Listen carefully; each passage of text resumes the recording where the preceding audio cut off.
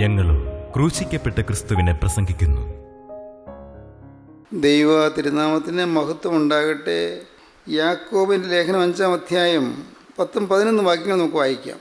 യാക്കോബിൻ്റെ ലേഖനം 5-ാം അധ്യായം 10-11 വാക്യങ്ങൾ. സഹോദരന്മാരെ, കർത്താവിൻ്റെ നാമത്തിൽ സംസാരിച്ച പ്രവാചകന്മാരെ കഷ്ടാനുഭവത്തിനും ദീർഘക്ഷമയ്ക്കും ദൃഷ്ടാന്തമായി വിചാരിച്ചുകൊള്ളുവീൻ. സഹിഷ്ണുത കാണിച്ചവരെ നാം ഭാഗ്യവാന്മാരെന്ന് പുകഴ്ത്തുന്നു. യോബിൻ്റെ സഹിഷ്ണുത നിങ്ങൾ കേട്ടും കർത്താവ് വരുത്തിയ അവസാനം കണ്ടുപിരിക്കുന്നു. കർത്താവ് മഹാകരുണയും മനസ്സലവുമുള്ളവൻ അല്ലോ. ദൈവത്തിന് സ്തോത്രം. ന്യായാധിപതി വാതിൽക്കൽ നിൽക്കുന്നു. കർത്താവായ യേശുക്രിസ്തു വീണ്ടും വരാറായിരിക്കുന്നു എന്ന് പ്രസ്താവിച്ചുകൊണ്ട് കർത്താവിൻ്റെ രണ്ടാമത്തെ വരവിന് വേണ്ടി ഒരുങ്ങി പാർത്തിരിക്കുന്ന ദൈവമക്കൾക്ക് അവരുടെ ജീവിതത്തിൽ എന്തെല്ലാം നിഷ്ഠകളാണ് പാലിക്കേണ്ടി വരുന്നത് എന്ന് യാക്കോബ് ശ്ലീഹ പറയുകയാണ്. യാക്കോബിൻ്റെ ലേഖനം നിങ്ങൾക്കറിയാം. മെച്യൂരിറ്റി അഥവാ പക്വത, സ്പിരിച്വൽ മെച്യൂരിറ്റി, ആത്മീയ പക്വത എങ്ങനെ പ്രാപിക്കാം എന്നതിനെക്കുറിച്ചുള്ള ലേഖനമാണ്. സ്പിരിച്വൽ മെച്യൂരിറ്റി, ആത്മീയമായി പക്വത എങ്ങനെ പ്രാപിക്കാം. നാം പക്വമതികളായിത്തീരണം, നാം മെച്യൂർഡായിത്തീരണം, സ്പിരിച്വൽ മെച്യൂരിറ്റി ഉള്ളവരായിത്തീരണം, ആത്മീയ പക്വതയുള്ളവരായിത്തീരണം. ആത്മീയമായ പക്വത നാം പ്രാപിക്കുന്നതിന് പ്രായോഗിക ജീവിതത്തിൽ എന്തെല്ലാമാണ് നാം അനുഷ്ഠിക്കേണ്ടത് എന്നതിനെക്കുറിച്ചുള്ള വിശദമായ പ്രസ്താവനകളാണ് യാക്കോബ് ശ്ലീഹ ഈ ലേഖനത്തിൽ തരുന്നത്. Spiritual maturity in practical life. ദൈവത്തിന് സ്തോത്രം. പ്രായോഗിക ജീവിതത്തിലെ ആത്മീയ പക്വത നമ്മൾ പഠിച്ചു വരികയാണ്. 5-ാം അധ്യായത്തിൻ്റെ 9-ാം വാക്യം വരുമ്പോഴാണ് അതിൻ്റെ പാരമ്യത്തിലേക്ക് വരുന്നത്. ഇതാ ന്യായാധിപതി വാതിൽക്കൽ നിൽക്കുന്നു. ന്യായാധിപതി വാതിൽക്കൽ നിൽക്കുന്നു. കർത്താവായ യേശുക്രിസ്തു എങ്ങ് വരാറായിരിക്കുന്നു, അടുത്ത് കഴിഞ്ഞിരിക്കുന്നു, വാതിൽക്കൽ നിൽക്കുന്നു. ഒട്ടും താമസമില്ല, യേശു വരാറായി. ന്യായാധിപതി വാതിൽക്കൽ നിൽക്കുന്നു. അത് കഴിഞ്ഞ് ഉടനെ പറയുകയാണ്, പക്ഷേ ആ ന്യായാധിപതി വാതിൽക്കൽ നിൽക്കുന്നു എന്ന് നിങ്ങൾ കരുതിയിരിക്കുമ്പോൾ നിങ്ങൾ ഒരു കാര്യം മനസ്സിലാക്കിക്കൊള്ളണം. വലിയൊരു കഷ്ടതയെ നിങ്ങൾ നേരിടേണ്ടി വരും, വലിയ യാതനകൾ നിങ്ങൾ സഹിക്കേണ്ടി വരും. കർത്താവായ യേശുക്രിസ്തുവിനെ എതിരേൽക്കാൻ നിങ്ങൾക്ക് സാധിക്കണമെങ്കിൽ, ഈ ഭൗതിക ജീവിതത്തിൽ ആത്മീയമായ സമാധാനത്തിലും സന്തോഷത്തിലും നിങ്ങൾക്ക് ജീവിക്കാൻ പറ്റണമെങ്കിൽ നിങ്ങൾക്ക് കഷ്ടതകളെ പുഞ്ചിരിയോടെ നേരിടാൻ സാധിക്കണം, സഹിഷ്ണുതയോടെ കഷ്ടതകളെ നേരിടാൻ സാധിക്കണം. പലപ്പോഴും നാം ചിന്തിക്കാറുണ്ട്, ആത്മീയർക്ക് കഷ്ടത വരാൻ സാധ്യതയില്ല, കർത്താവ് കാക്കുമല്ലോ, സ്വർഗ്ഗത്തിൽ ദൈവം അവരൊക്കെ പരിപാലിക്കുമല്ലോ.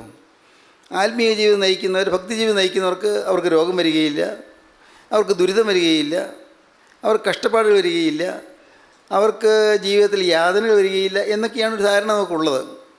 അവരുടെ കാര്യം ദൈവം നോക്കുമല്ലോ, ദൈവം നോക്കും. പക്ഷേ കഷ്ടതകൾ ഒഴിവാക്കുകയല്ല. കഷ്ടതകൾ ജീവിതത്തിലുണ്ട്. യാക്കോബ് ശ്ലീഹ പറയുന്നു, സഹോദരന്മാരെ, കർത്താവിൻ്റെ നാമത്തിൽ സംസാരിച്ച പ്രവാചകന്മാരെ കഷ്ടാനുഭവത്തിനും ദീർഘക്ഷമയ്ക്കും ദൃഷ്ടാന്തമായി വിചാരിച്ചുകൊള്ളുവിൻ. കഷ്ടാനുഭവത്തിൻ്റെ ദൃഷ്ടാന്തമാണ് അവർ. ജീവിതത്തിൽ ദുരിതം അനുഭവിച്ചതിന് ദൃഷ്ടാന്തമാണ്. എവിടെയെല്ലാം സത്യവിശ്വാസം വളർന്നിട്ടുണ്ടോ അതിൻ്റെ പിന്നിൽ യാതനകളുണ്ട്, കുരിശുണ്ട്. കുരിശില്ലാതെ കിരീടമില്ല, ക്രോസ് ഇല്ലാതെ ക്രൗൺ ഇല്ല, കുരിശില്ലാതെ കിരീടമില്ല, ബ്ലീഡിംഗ് ഇല്ലാതെ ബ്ലെസ്സിങ് ഇല്ല. ബ്ലീഡിങ് രക്തച്ചൊരിച്ചിൽ, യാതന. ബ്ലീഡിംഗ് ഇല്ലാതെ ബ്ലെസ്സിങ് ഇല്ല, അനുഗ്രഹമില്ല. ബ്ലീഡിങ് പ്രയാസമുള്ള കാര്യമാണ്. യാതനകൾ, രോഗങ്ങൾ, വേദനകൾ, ഇതെല്ലാം പ്രയാസമാണ്. എങ്ങനെയും അതെല്ലാം ഒഴിവാക്കി കിട്ടണമെന്നാണ് നമ്മുടെ ആഗ്രഹം. പക്ഷേ യേശുക്രിസ്തുവിൻ്റെ നാമത്തിൽ നാം പ്രവർത്തിക്കുകയും ജീവിക്കുകയും ചെയ്യുമ്പോൾ നമുക്ക് തീർച്ചയായും കഷ്ടതകൾ ഉണ്ടാകും. സകലരും നമ്മെ വെറുക്കും. എൻ്റെ നാമനിമിത്തം എല്ലാവരും നിങ്ങളെ പകയ്ക്കും എന്നാണ് കർത്താവ് പറഞ്ഞത്. എല്ലാവരും പകയ്ക്കും. ഇപ്പോൾ എല്ലാവരും പകച്ചിട്ടില്ലേ? ഇപ്പോൾ എല്ലാവരും പകയ്ക്കുന്നില്ല, കുറച്ച് പേരൊക്കെ പകയ്ക്കുന്നുള്ളൂ. എൻ്റെ നാമനിമിത്തം എല്ലാവരും നിങ്ങളെ പകയ്ക്കും, എല്ലാവരും നമ്മെ തെറ്റിദ്ധരിക്കും. ദുരിതങ്ങളുടെ മേൽ ദുരിതം വരും, തെറ്റിദ്ധാരണകളുടെ മേൽ തെറ്റിദ്ധാരണകൾ പെരുകും. നാം ഒരിക്കലും ചിന്തിക്കുകയോ നിരൂപിക്കുകയോ ചെയ്യാത്ത കുറ്റങ്ങൾ നമ്മുടെ മേൽ ആരോപിക്കപ്പെടും. കിംവദന്തികൾ പരക്കും. പ്രിയപ്പെട്ടവരെ, എന്തെല്ലാമായിരിക്കും നാം അത്ഭുതപ്പെടും. നമ്മെ മുന്നോട്ടൊരു ചുവടുവയ്ക്കാൻ വയ്യാത്ത വിധത്തിൽ തടയുന്ന ആക്ഷേപങ്ങളും പരിഹാസങ്ങളും അപഹസനങ്ങളും നമ്മുടെ നേരെ തെറുത്തുയർന്നു വരും. അവയെ പുഞ്ചിരിയോടെ അഭിമുഖീകരിക്കുന്നതിലാണ് നമ്മുടെ ക്രിസ്തീയ ജീവിതത്തിൻ്റെ മാറ്ററിയുന്നത്. അവയെ സന്തോഷത്തോടെ അഭിമുഖീകരിക്കാൻ നമുക്ക് സാധിക്കുക. കുരിശ് ഒഴിവാക്കാൻ ആഗ്രഹിക്കരുത്. കുരിശ് ജീവിതത്തിലുണ്ട്. കുരിശ് നാം സന്തോഷത്തോടെ പുഞ്ചിരിയോടെ ഏറ്റുവാങ്ങണം. പുഞ്ചിരിയോടെ കുരിശിനെ ചുംബിക്കണം. ഞാൻ പറയുന്നത് പുറമേയുള്ള കുരിശിനെ മൊത്തുന്ന കാര്യമല്ല. കുരിശ് മൊത്തുക എന്ന് പറഞ്ഞാൽ അതിൻ്റെ അർത്ഥം കുരിശിനെ നാം ഏറ്റുവാങ്ങുക എന്നാണ്. യേശുവിനെ നാം സ്വീകരിക്കുന്നത് ആ കുരിശിലെ രക്ഷ വഴിയായിട്ടാണ്, രക്ഷയുടെ അനുഭവത്തിന് വേണ്ടിയാണ്.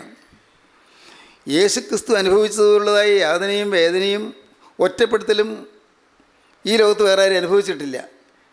യേശുവിൻ്റെ അനുയായികൾക്കും അതേ വേദനകൾ അനുഭവിച്ചേ പറ്റൂ. അതുകൊണ്ട് കുരിശ് ഒഴിവാക്കാൻ നാം ആഗ്രഹിക്കരുത്. കുരിശ് ഒഴിവാക്കിയ ഒരു സുഖജീവിതം, സുഖലോലുപ ജീവിതം നയിക്കാമെന്ന് നാം ചിന്തിക്കരുത്. കുരിശ് നമ്മുടെ ജീവിതത്തിൻ്റെ ഒരു ഭാഗമാണ്. ദൈവത്തിന് സ്തോത്രം. ഇവിടെ അപ്പോസ്തലൻ പറയുന്നു, സഹോദരന്മാരെ, കർത്താവിൻ്റെ നാമത്തിൽ സംസാരിച്ച പ്രവാചകന്മാരെ കഷ്ടാനുഭവത്തിനും ദീർഘക്ഷമയ്ക്കും ദൃഷ്ടാന്തമായി വിചാരിച്ചു കൊള്ളുകയും. അപ്പോസ്തലന്മാർ എന്ത് യാതനകളാണ് സഹിച്ചത്, എന്ത് ദുരിതങ്ങളാണ് ഏറ്റത്. അപ്പോസ്തലനായ പൗലോസ് പറയും, കൊരിന്ത്യർക്കെഴുതിയ 2-ാമത്തെ ലേഖനം 11-ാം അധ്യായത്തിൽ, 2 കൊരിന്ത്യർ 11-ാം അധ്യായത്തിൻ്റെ 23-ാം വാക്യം നാം വായിക്കുമ്പോൾ എന്തെല്ലാം ദുരിതങ്ങളാണ് അപ്പോസ്തലനായ പൗലോസ് സഹിച്ചത്. കർത്താവ് വിചാരിച്ചാൽ മാറ്റിക്കൊടുക്കുകയില്ലേ? മാറ്റിക്കൊടുക്കാൻ സാധിക്കുകയില്ലേ? ദുരിതങ്ങൾ, വലിയ യാതനകൾ. കർത്താവ് ഒന്ന് നോക്കിയാൽ മതി, ഒരു യാതനയും ഇല്ലാതെ കാര്യങ്ങളെല്ലാം നല്ല സുഗമമായിട്ട് മുന്നോട്ട് പോയിക്കൊള്ളും. പിന്നെ എന്തുകൊണ്ടാണ് കർത്താവ് ഇടപെടാത്തത്? എന്തുകൊണ്ടാണ് കർത്താവ് ആ ദുരിതങ്ങൾ മാറ്റിക്കൊടുക്കാഞ്ഞത്? കൊരിന്ത്യർക്കെഴുതിയ 2-ാമത്തെ ലേഖനം 11-ാം അധ്യായം 23-ാം വാക്യം നമുക്ക് വായിക്കാം. ഞാൻ ഏറ്റവും അധികം അധ്വാനിച്ചു, അധികം പ്രാവശ്യം തടവിലായി. അധികം പ്രാവശ്യം ഞാൻ തടവിലായി.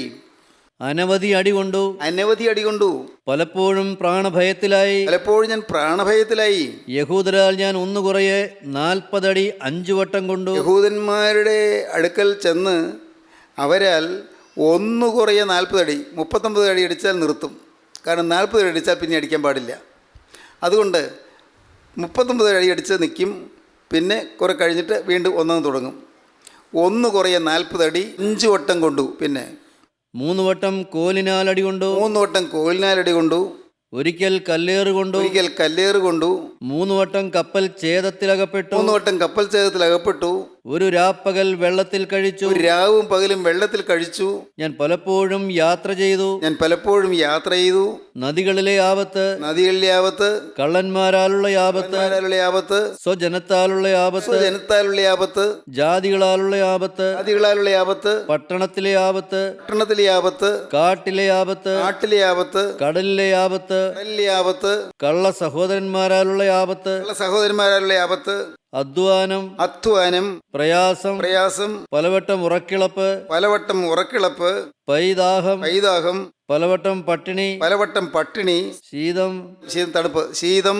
നഗ്നത എന്നീ അസാധാരണ സംഗതികൾ ഭവിച്ചത് കൂടാതെ എന്നിങ്ങനെയുള്ള അസാധാരണ സംഗതികൾ ഭവിച്ചത് കൂടാതെ എനിക്ക് ദിവസേന സർവ്വസഭകളെയും കുറിച്ചുള്ള ചിന്താഭാരമെന്ന തിരക്കുമുണ്ട്. ദിവസേന സർവ്വസഭകളെയും കുറിച്ചുള്ള ചിന്താഭാരം എന്ന തിരക്കുമുണ്ട്. നോക്കൂ, അപ്പോസ്തലൻ്റെ മനസ്സും എപ്പോഴും നല്ല അധ്വാനത്തിലാണ്, തിരക്കിലാണ്. വളരെ വ്യക്തപ്പാടോടെ അപ്പോസ്തലൻ മറ്റ് സഭകളെക്കുറിച്ചും ഓരോ സ്ഥലങ്ങളിൽ സ്ഥാപിച്ച സഭകളെക്കുറിച്ചും അവിടെയുള്ള ജനത്തെക്കുറിച്ചും ആകാംക്ഷഭരിതനായി ഉത്കണ്ഠാകുലനായി നോക്കിയിരിക്കുകയാണ്. എല്ലാവരും നിലനിൽക്കുന്നുണ്ടോ എന്നാണ് ചിന്ത. ആരെങ്കിലും വീണുപോയോ എന്നാണ് ചിന്ത. ആരെങ്കിലും വഴിതെറ്റിപ്പോയോ എന്നാണ് ചിന്ത. പിശാചിൻ്റെ പിടിയിൽ നിന്ന് രക്ഷപ്പെട്ട ആരെങ്കിലും പിന്നെയും പിശാചിൻ്റെ പിടിയിലേക്ക് അമർന്നു പോയോ എന്നാണ് ചിന്ത. സാത്താൻ ആരെങ്കിലും റാഞ്ചിക്കൊണ്ടുപോയോ എന്നാണ് ചിന്ത. സർവ്വസഭകളെയും കുറിച്ചുള്ള ചിന്താഭാരം എന്ന തിരക്കുമുണ്ട്. അടുത്ത വാക്യം. ആർ ബലഹീനനായിട്ട് ഞാൻ ബലഹീനാകാതിരിക്കുന്നു, ആർ ഇടറിപ്പോയിട്ട് ഞാൻ അഴലാതിരിക്കുന്നു. എത്രയോ പേര് ഇടറിപ്പോകുന്നു, ഞാൻ അഴലാർന്നുകൊണ്ടിരിക്കുന്നു, ഞാൻ ദുഃഖിച്ചുകൊണ്ടിരിക്കുന്നു. അപ്പോസ്തലൻ്റെ ഹൃദയത്തിൽ തീരാ ദുഃഖങ്ങൾ, സഭകളെക്കുറിച്ചുള്ള ഉത്കണ്ഠകൾ, ആശങ്കകൾ, ഓരോ സ്ഥലത്തുമുള്ള സഭകളെക്കുറിച്ച്. പ്രിയപ്പെട്ടവരെ, ഇന്ന് ഇത് കേൾക്കുമ്പോൾ നിങ്ങളുടെ മനസ്സിൽ വരേണ്ട ഒരു ചിന്തയുണ്ട്. മറ്റാരെക്കുറിച്ചല്ല നാം ചിന്തിക്കേണ്ടത്. എൻ്റെ സമൂഹത്തെക്കുറിച്ച് എനിക്ക് ഒരു ഭാരിച്ച ഉത്തരവാദിത്വം തോന്നുന്നുണ്ടോ? ജനങ്ങൾ നശിച്ചുകൊണ്ടിരിക്കുന്നു. അനേക കുടുംബങ്ങളിൽ നിന്ന് നരകമായിക്കൊണ്ടിരിക്കുന്നു. കുടുംബങ്ങളിൽ നിന്ന് സമാധാനമില്ല, സ്വൈര്യമില്ല. അപ്പനും അമ്മയും കരയുന്നു. മക്കൾ അതിലേറെ ദുരിതത്തിലായിരിക്കുന്നു. ഭാര്യയും ഭർത്താവും പിണങ്ങിയിരിക്കുന്നു. ഡൈവോഴ്സിൻ്റെ വക്കിലായിരിക്കുന്നു. കാര്യങ്ങൾ അവതാളത്തിലായിരിക്കുന്നു. പൈസ തികയാത്തതുകൊണ്ട് കടം വന്ന് മൂടിയിരിക്കുന്നു, കടം വന്ന് പെരുകിക്കൊണ്ടിരിക്കുന്നു. ഒരു നിർവാഹവുമില്ല, മുന്നോട്ട് പോകാനുള്ള ഗതിയെല്ലാം അറ്റുപോയിരിക്കുന്നു. മനുഷ്യരിൽ നിന്ന് നട്ടം തിരിയുന്നു. യാതനയേറ്റ് വാടിക്കരിയുന്നു. ഉള്ള് പുകഞ്ഞ് പൊള്ളുന്നു. ജീവിതം യാതനാഭരിതമായി തീരുന്നു. കുടുംബങ്ങളെല്ലാം അങ്ങനെയല്ലേ? എവിടെയുണ്ട് മനസ്സിന് സ്വസ്ഥത? എല്ലാം ഉണ്ടെന്ന് തോന്നും. പുറമേ നോക്കുമ്പോൾ എല്ലാം നല്ലതെന്ന് വിചാരിക്കും. ഇക്കരെ നിൽക്കുമ്പോൾ അക്കരെ പച്ച. എനിക്കേ പ്രശ്നങ്ങളുള്ളൂ, മറ്റുള്ളവർക്കൊന്നും കുഴപ്പമില്ലെന്നാണ് നമ്മുടെ ധാരണ. അല്ല, എല്ലാവരും ഒന്നല്ലെങ്കിൽ ഒന്ന് ഓരോ തരത്തിലുള്ളതായ പ്രയാസങ്ങളിൽപ്പെട്ട് ഉള്ളു പതറിയിരിക്കുകയാണ്. ജീവിതം ക്ലേശഭൂയിഷ്ടമായിട്ട് കൊണ്ടിരിക്കുകയാണ്. ഇന്നത്തെ സമൂഹം എങ്ങോട്ട് പോകുന്നൊക്കെ ചിലപ്പോൾ നമുക്ക് തോന്നിപ്പോകും. എങ്ങോട്ട് പോകുന്നു? എന്തെല്ലാം അക്രമങ്ങളാണ് അരങ്ങേറിക്കൊണ്ടിരിക്കുന്നത്. അക്രമങ്ങൾ, നിസ്സാര കാര്യങ്ങൾക്ക് പോലും മനുഷ്യനെ കൊല്ലുന്ന കാര്യം, ചെറിയ കുട്ടികളെപ്പോലും അപമാനിക്കുകയും അശുദ്ധമാക്കുകയും ചെയ്യുന്ന കാര്യങ്ങൾ, കവർച്ചകളും കള്ളത്തരങ്ങളും വർദ്ധിച്ചു വരുന്നു. കുടുംബങ്ങളിൽ സ്നേഹമില്ല, കുടുംബങ്ങളിൽ ഐക്യമില്ല, സ്നേഹം കിട്ടുന്നില്ല.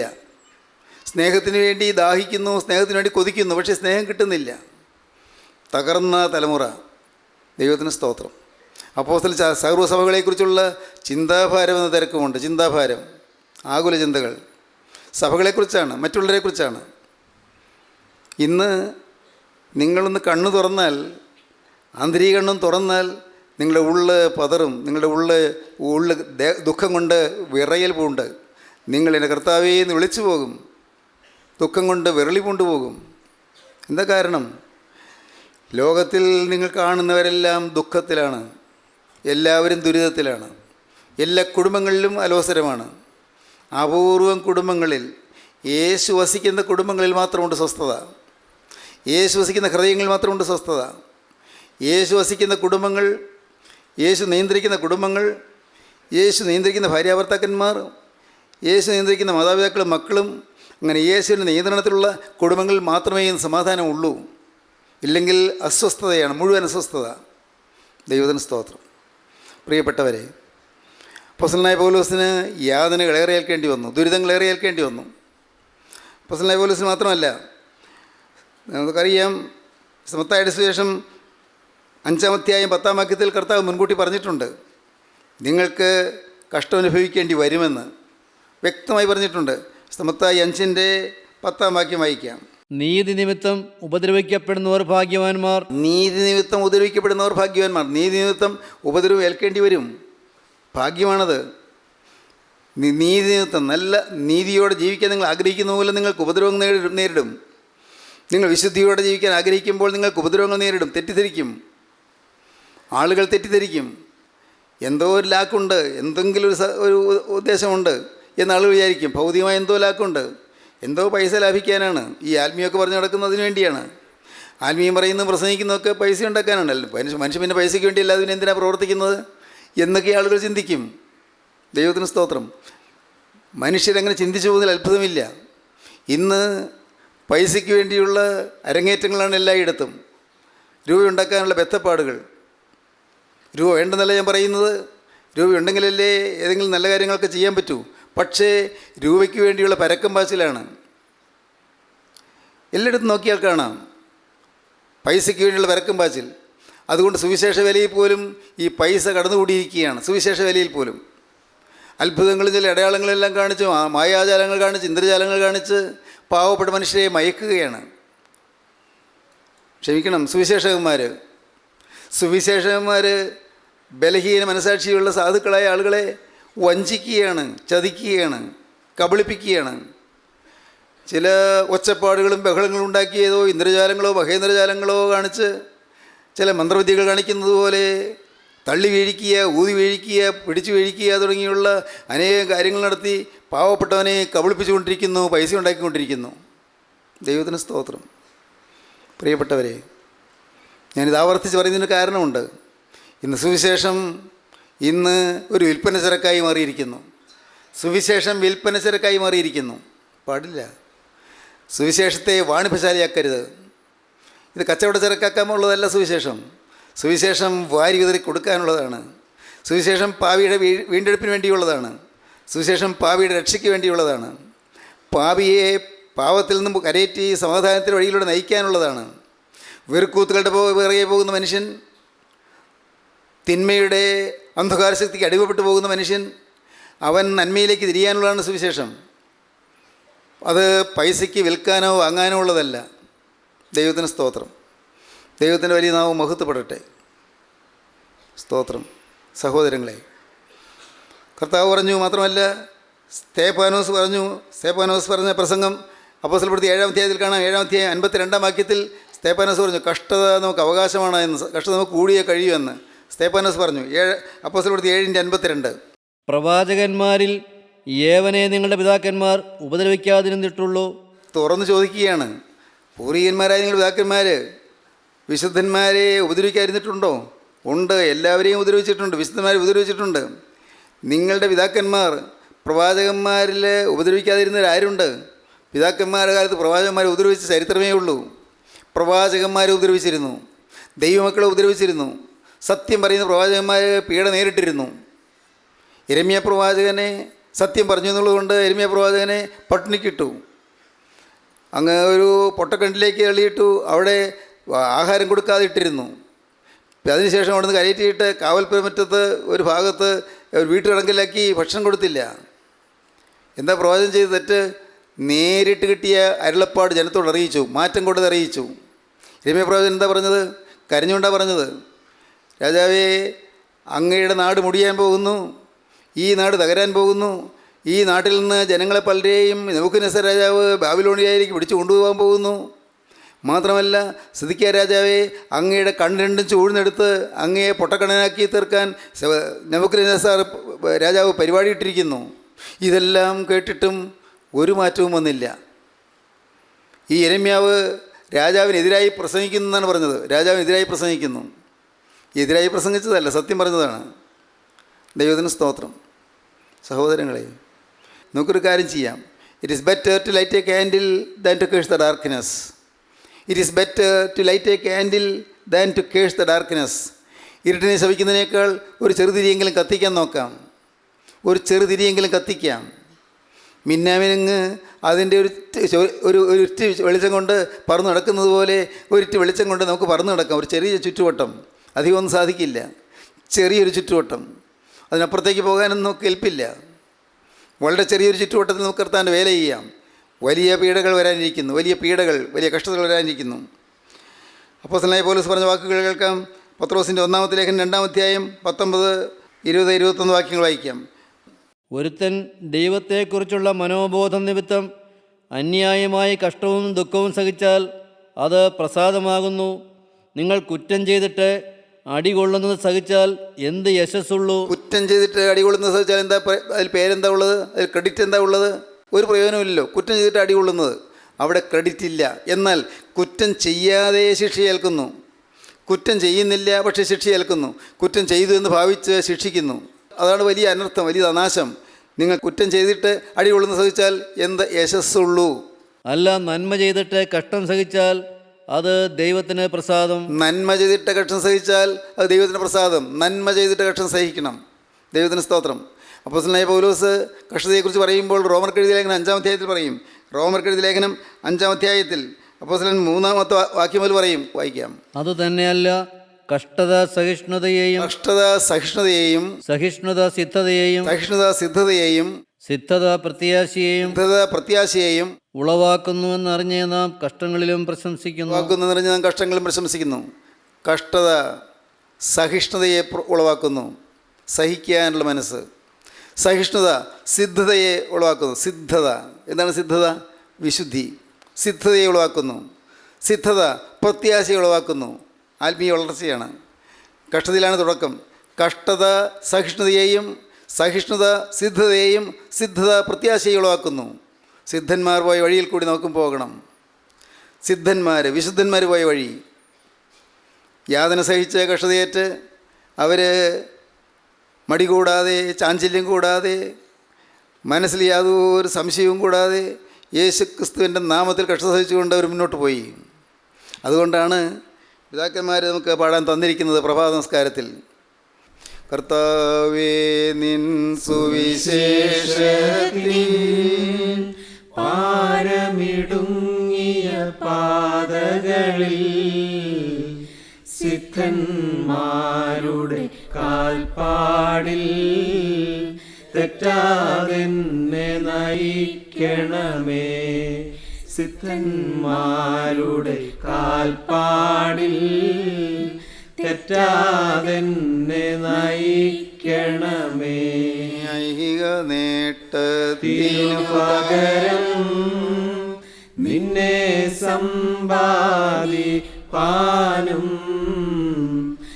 നിന്നെ സ്നേഹിച്ചീ ലോകം നിരസിപ്പാനും കൃപ ചെയ്യുക. നിന്നെ സ്നേഹിച്ചീ ലോകം നിരസിപ്പാനും കൃപ ചെയ്യുക. ഈ ലോകം നിരസിക്കാൻ, പ്രിയപ്പെട്ടവരെ, ഈ ലോകം നിരസിക്കാൻ കൃപ തരണമെന്നാണ് പ്രാർത്ഥിച്ചത്. നമ്മൾ മനസ്സാണോ അതിന്? ലോകത്തിൻ്റെ ഇമ്പങ്ങൾ നിരസിക്കാൻ മനസ്സാണോ? ലോകത്തിൻ്റെ സന്തോഷങ്ങൾ വേണ്ട എന്ന് വയ്ക്കാൻ മനസ്സാണോ? വെറുക്കൂത്തുകളുടെ സുഖം വേണ്ട എന്ന് വയ്ക്കാൻ മനസ്സാണോ? മദ്യത്തിൻ്റെ ലഹരി വേണ്ട എന്ന് വയ്ക്കാൻ മനസ്സായോ? ദൈവത്തിന് സ്തോത്രം. ഈ അശുദ്ധമായ ജീവിതത്തിൻ്റെ എല്ലാ തിന്മകളിൽ നിന്നും രക്ഷപ്പെടാൻ മനസ്സാണോ? ഐഹികമായ നേട്ടങ്ങൾ എന്തിന്? ശവക്കുഴിയിൽ തീരും. ഐഹികമായ നേട്ടങ്ങൾ എന്തിന്? മരണത്തിനപ്പുറത്തേക്ക് പോരുകയില്ല.